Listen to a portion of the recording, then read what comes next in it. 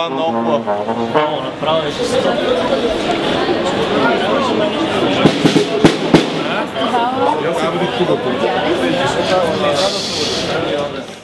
С музика майка ми е записа на пиано, съвсем така, по най-садистичния начин, което до един момент много ми харесваше, после баскетбола така надделя над пианото.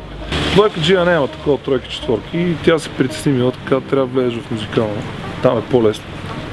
И ме заведаха в читалище Ален Мак, тогава там се помещаваше духови оркестър Ален Мак, откъдето нали, пък тръгна любовта ми въобще към браса, към духовата музика, към духовите оркестри и всичко свързано с медни духови инструменти.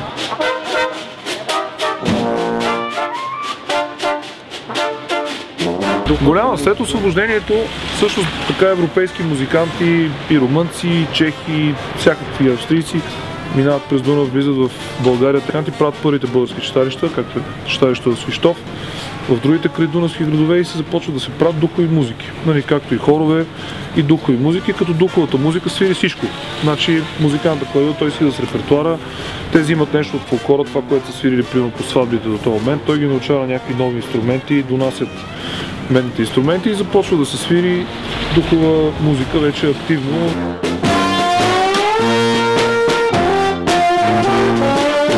Значи ако смятаме, нали, че всичко се случва от началото на моя живот до неговия край, да, умряла, но понеже това е някакъв много дълъг процес, нали, и ние сме само някаква част от него, в този етап не мисля, че е умряла. Напротив, мисля, че има глад за това, просто хората като че ли малко станаха такива мързливи, като ни им предлагаш нещо, като не им го врежда в ушите и те си мислят, че не съществува. Има ето сега на този фестивал, за който знаем, нали, откриват Диксиленд от Тетевен. Аз примерно не знаех, че има Диксиленд в Тетевен, но си има в Тетевен, има си в Габрово, има си духов оркестър, си има в Русе, духов оркестър си има и тук, но не толкова колкото имаше на времето. Въобще дейността на читалищата някакси не е толкова активна, вече няма тези субсидии, които имало на времето държавни.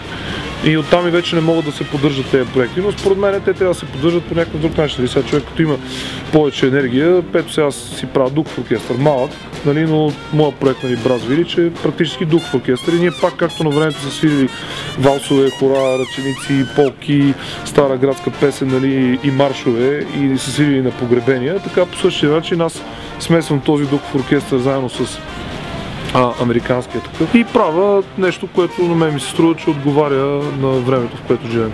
Виж сега, то по принцип в музиката така пари няма.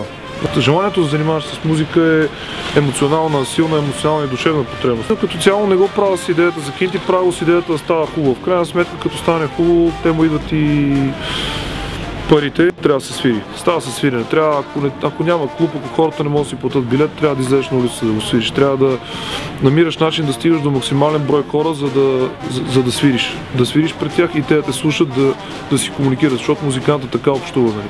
Като свири, като пее, нали.